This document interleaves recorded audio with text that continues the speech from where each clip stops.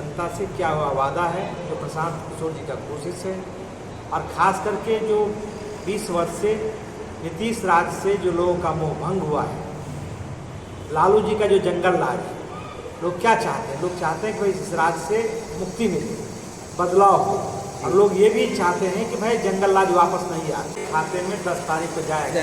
ये मैं मानता हूँ कि ये जनसुराज का चीज़ है। 20 साल से आप लोगों को विकलांग हो, विधवा हो, 60 वर्ष से ऊपर का वृद्ध हो, आपने 400 रुपये का भीख दिया।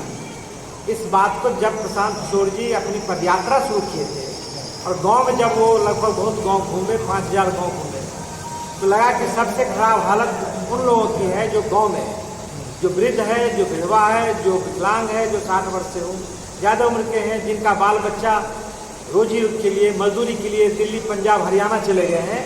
सबसे खराब हालत उन्हीं का है, तो उनको 2000 रुपया देंगे। तो सरकार जो आज 1100 रुपया घोषणा की है, मैं मानता हूँ ये जनसुराज का दबाव है, प्रशांत किशोर जी का लगातार ये कोशिश है, इसलिए उनको 1100 रुपया दिया गया है। लेकिन एक तरह से मैं मानता हूँ कि ये नीतीश कुमार का चुनावी घोषणा है, जुमला है। प्रशांत किशोर जी ने जिन सवालों को लेकर आज के चुनाव में किसी का मुद्दा पलायन नहीं होता था, लेकिन अब जिनके माँ बाबूजी के राज में पूरा उद्योग धंधा चौपट हो गया था, वो भी अब पलायन की बात करते हैं। ये प्रशांत किशोर जी का देन है, ये दूसरे लोगों का देन नहीं है। प्रशांत किशोर जी ने कहा कि भाई शिक्षा, रोजगार, भूमि, पूंजी, पलायन, लोगों को रोजी रोजगार, ये प्रशांत जी का था।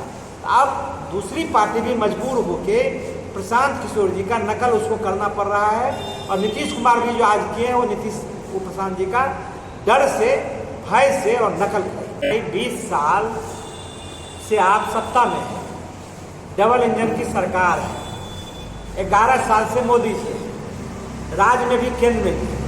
आप जब 17 साल में बिहार में भाजपा और जदयू साथ रही, और 11 साल से दिल्ली में भी आप राज्य में हैं, केंद्र में भी हैं, तब तो आपने पलायन को रोका नहीं। कल इतना बड़ा झूठ उन्होंने बोला है कि 4 करोड़ लोगों को रोजगार हमने दिया है। ये बता दीजिए कि कितने लोगों को रोजगार दिया है। प्रधानमंत्री जी सफेद झूठ बोले हैं।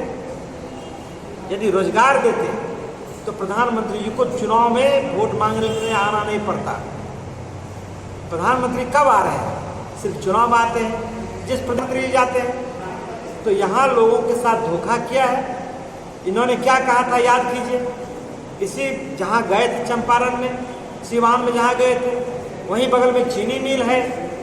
गए थे कि अगले बार 2014 में कहते अगले बार जब आएंगे तो इस चीनी मिल को चालू करेंगे, इसी के चीनी से चाय पिएंगे। आज वो चीनी मिल एक एक धूर करके बिक गया, और बेचने वाला कौन? NDA government. खरीदने वाला कौन? तो हर एक भारतीय जनता पार्टी का सभी नामी लोग, पूंजीपति लोग खरीद लिया है। तो भाई उद्योग खुला नहीं, और जब चुनाव आता है तब वो आते हैं, और आते हैं तो क्या करते हैं? वो भी कोई कृपा नहीं करते हैं। theopiniontoday.in Trusted sources, informed opinions.